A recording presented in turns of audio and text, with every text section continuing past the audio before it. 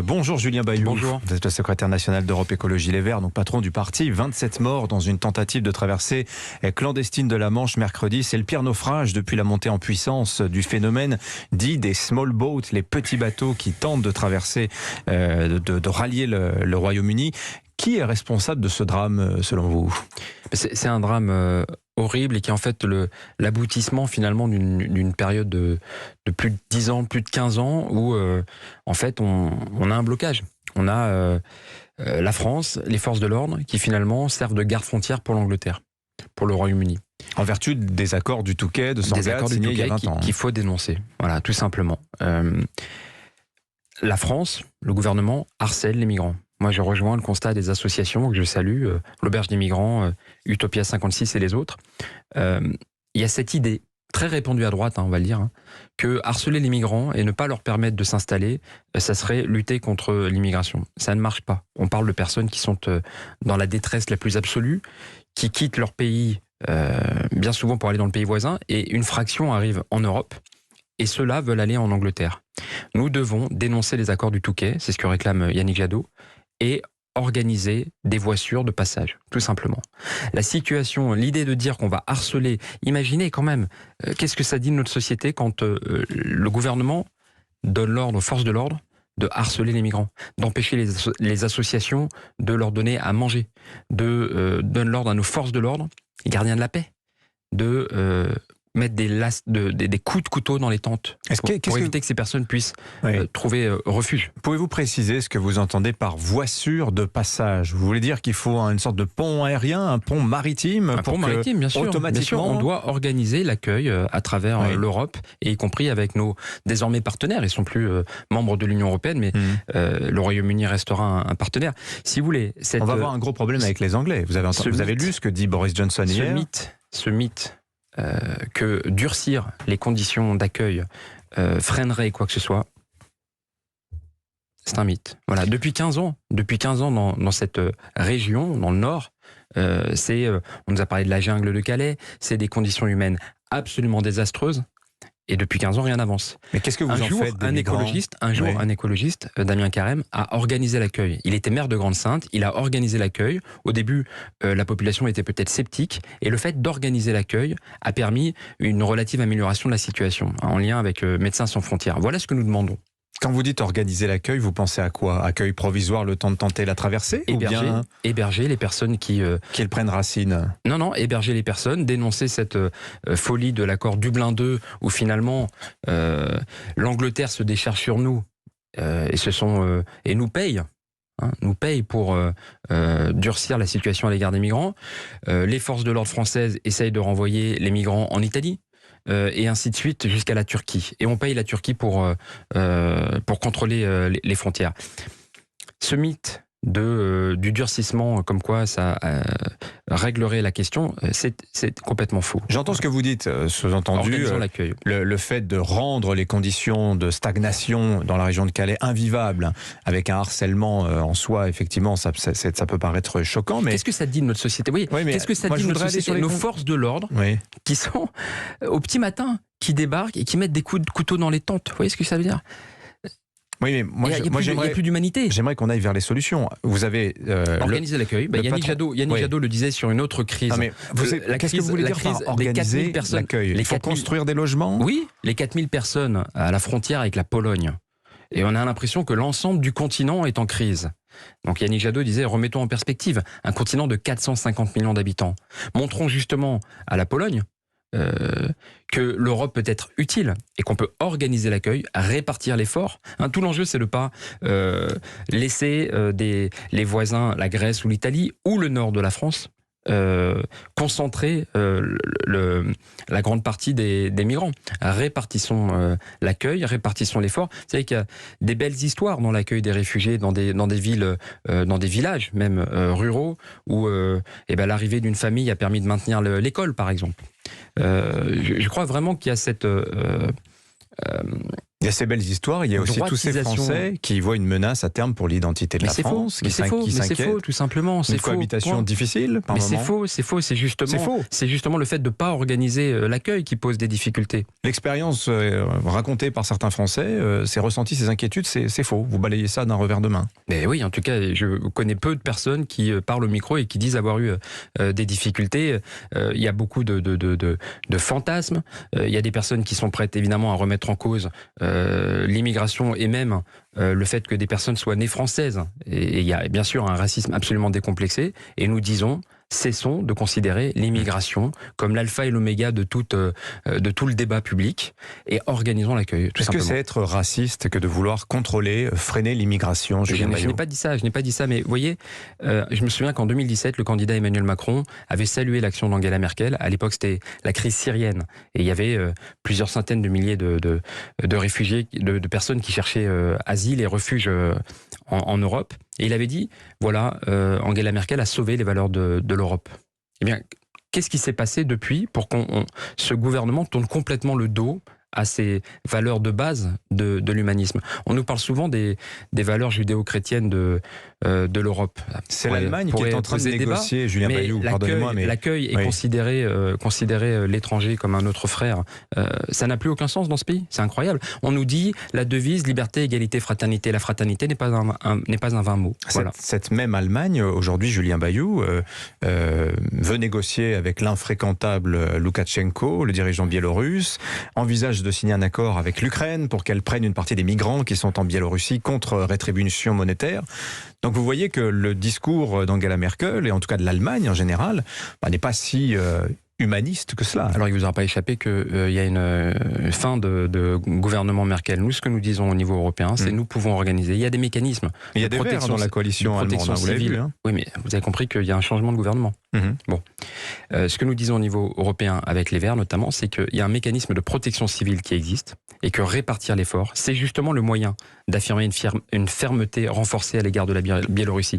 Évidemment que la Biélorussie instrumentalise la détresse de ces migrants, notamment des Kurdes qui se sont battus contre Daesh et les laisse dans le froid. Il y a eu un bébé qui est mort il n'y a pas longtemps, après 1 mois et demi passé dans le froid, dans les forêts à l'est de la Pologne. Ça n'est pas possible. 4000 personnes ne mettent pas en danger le continent de 450 millions d'habitants. Mais 4000 ne sont-ils pas les précurseurs de... Vous voulez parler... Non, mais on est sur des sujets importants. Oui, mais c'est très révélateur. C'est très révélateur que tout ce sujet, vous voyez, prenne l'essentiel du débat. Nous disons, l'immigration n'est pas l'alpha et l'oméga de toutes les politiques publiques. L'immigration peut être une chance pour le pays, évidemment. Organisons l'accueil, c'est notre dignité, c'est la conclusion de notre devise.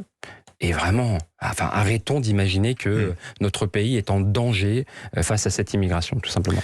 Autre sujet, Julien Bayou, dans un reportage diffusé hier soir sur France 2, en pleine journée internationale de la lutte contre les violences faites aux femmes, 3 femmes témoignent contre Nicolas Hulot, accusées par chacune d'entre elles d'agression sexuelle. Hier matin, le principal intéressé a démenti ces accusations sur le plateau de BFM TV, mais il devance la suite. Il dit « Ma mort sociale est programmée, je suis frappé du sceau de l'infamie ». Quelle est votre réaction? Nicolas Hulot, même s'il n'a pas été membre d'Europe Écologie Les Verts, a quand même peut-être à un moment failli être votre candidat lors d'une primaire. C'est une figure tutélaire aussi de l'écologie en France. Non, c'est pas une figure titulaire pour moi. Je veux saluer le courage des victimes. C'est pas évident de parler, même après de longues années. Elles n'ont absolument rien à gagner. Je salue le courage de Claire Nouvian, puisqu'elle a parlé à visage découvert, de Maureen Dor, qui a écrit longtemps après les faits pour expliquer qu'elle s'était retrouvée dans un hôtel et que, sélectionné par l'animateur télé, il avait tenté de l'agresser. Je crois qu'il faut, en fait, on dit souvent il faut libérer la parole. Je crois qu'il faut libérer les oreilles. C'est-à-dire que ces personnes souhaitaient parler. Envoyé spécial a fait un long travail de plusieurs années d'investigation. Je salue le travail et la confiance d'Élise Lucet et de Delphine Ernotte. Le contraste est incroyable entre le courage de ces victimes et le côté écœurant de la défense de Nicolas Hulot. C'est-à-dire qu'en fait, plutôt que de répondre aux accusations sur le documentaire, eh bien, il a pris les devants, il a sélectionné un créneau de BFM pendant 27 minutes et il répond par avance, alors que Bruce Toussaint, qui l'interviewait, n'a pas les éléments. Et donc c'est trop facile. Voilà. Donc nous croyons, les victimes. Ça vous gêne pas quand même cette vindicte qui s'abat sur lui, un reportage télé qui devient un réquisitoire, et comme s'il devait répondre aux questions d'un tribunal Mais il doit répondre aux questions, Julien Bayou. Il doit répondre aux questions des journalistes. Il doit répondre aux questions des journalistes. Les journalistes Il y a des mises en cause. Il y a des mises en cause graves, coordonnées. Nous, depuis 2018 et la mise en cause de Nicolas Hulot par, à l'époque, le magazine Hebdo, nous avions pris nos distances. Nous avions considéré qu'il était trop mis en cause pour que nous puissions l'inviter ou cautionner son activité. Donc, soigneuse mise à distance. Je comprends pas d'ailleurs en fait que le gouvernement à l'époque ait fait autant bloc. Vous voyez, je me souviens que Emmanuel Macron avait dit on accueille ça avec une sérénité de marbre. Il y a une accusation de viol à l'égard d'un ministre, extrêmement grave. Accusation n'est pas une preuve aussi, Julien Bayou. Et accusation, il fut un temps où quand les ministres étaient mis en cause, quand ils étaient mis en examen, ils démissionnaient. C'était la jurisprudence qu'on appelait Bérégovoy-Balladur. Deux hommes qui n'étaient pas d'accord sur les politiques publiques, un de gauche, l'autre de droite, mais qui avaient une idée de la République irréprochable. Aujourd'hui, le candidat Macron disait République exemplaire. Il disait que des ministres mis en examen devaient démissionner. Et je crois vraiment qu'il faut qu'on mesure ce que ça veut dire que de mettre en avant des personnes qui sont mis en cause ou mis en examen. Le garde des Sceaux, mis en examen, qu'est-ce que ça dit de notre République irréprochable? Donc je crois qu'il faut entendre les victimes et qu'on prenne la mesure des violences sexistes et sexuelles. Vous m'aviez parlé pendant longuement de l'immigration. Je crois que la violence que subissent les femmes et l'impunité des agresseurs, c'est ça, moi je pense qu'il devrait prendre l'essentiel du débat. Qu'est-ce qu'on fait en matière de prévention, en matière d'éducation des enfants, des élèves, des collégiens, des collégiennes au consentement par exemple? Qu'est-ce qu'on fait en matière de sanctions? C'est toujours extrêmement de prendre difficile. Ça en charge, vous pensez? Il y a une logique, bien sûr, d'éducation. Il y a une logique de formation. Vous savez, je parlais la plainte. Vous savez, il y a ce collectif Double Peine qui recense les difficultés pour les victimes déclarées de porter plainte. Ces policiers qui sont absolument pas formés et qui finalement humilient encore plus ces femmes qui sont déjà dans la détresse d'avoir subi le trauma d'une agression ou d'un viol. Il n'y a qu'un seul %, 1% seulement, des viols qui font l'objet d'une condamnation par la suite. Quand il y a des centaines de milliers de viols chaque année, il y a aussi des centaines de milliers d'agresseurs. Et donc il y a une impunité aujourd'hui, qu'on retrouve d'ailleurs à l'égard des enfants. Quand vous avez un Français sur 10 victime d'inceste, c'est en fait un problème majeur de société. Et moi je ne comprends pas que ça ne soit pas la priorité de ce gouvernement. Les associations réclament 1 milliard d'euros par exemple contre les violences sexistes conjugales. Oui. Le Haut Conseil de l'égalité dit que c'est la somme nécessaire pour former les magistrats, former les enseignants, former les policiers, et c'est systématiquement reculé. Julien Bayou, la crise sanitaire repart de plus belle. Olivier Véran a annoncé hier l'ouverture de la 3e dose à tous les adultes à partir de demain. Ça se double d'une réduction de la durée de validité des tests PCR. Alors, 2 questions en une. Est-ce que vous soutenez la démarche? Et puis, dans le cas particulier de la crise aux Antilles, qui a pour point de départ précisément une opposition à l'obligation vaccinale, mais qui a aussi d'autres ressorts, la pauvreté, le chômage, la vie chère, le chlordécone, etc. Comment vous vous positionnez par rapport à cette crise antillaise? C'est très compliqué de répondre d'une seule traite aux 2 questions. D'abord sur le vaccin. Oui, j'appelle l'ensemble de la population à se faire vacciner, en particulier les plus vulnérables. Moi, j'attendrai mon tour. C'est en décembre que j'aurai mes 6 mois après ma 2e dose. Je me ferai vacciner. Il faut vraiment mesurer à quel point c'est une chance. Nous avons un pays où le vaccin est disponible. Ça n'est pas le cas dans l'ensemble du monde et c'est pour ça que nous demandons la libération des brevets. Mais le durcissement du ton à l'égard des récalcitrants, est-ce que ça aussi vous cautionnez cette démarche-là chez Europe Écologie Les Verts? Nous, on conteste la manière dont c'est fait. C'est-à-dire que finalement, ce gouvernement, ce président décide de tout, pour tout et pour tout le monde. Il y a eu finalement pendant 6 semaines un débat au Parlement. Mais si vous vous souvenez, c'est le président à la faveur même plus d'un conseil des ministres, un conseil de défense secret choisi par lui-même. C'est le président qui décide de tout seul et qui l'annonce pendant 27 minutes. Et il y a une forme, d'instrumentalisation de la politique sanitaire. Nous demandons que ces mesures si importantes, si décisives soient concertées, soient débattues. L'Assemblée, le Sénat, les grands élus, les grandes régions, bien sûr. Et les Antilles alors? Sur les Antilles, la situation... moi, je ne comprends pas que le ministre d'Outre-mer n'y soit toujours pas. Le Cornu, le ministre, n'est pas sur place, semble-t-il trop occupé à préparer la campagne du président Macron. Et ça, je ne comprends pas. Ce qu'il faut entendre, il faut bien sûr un retour à l'ordre.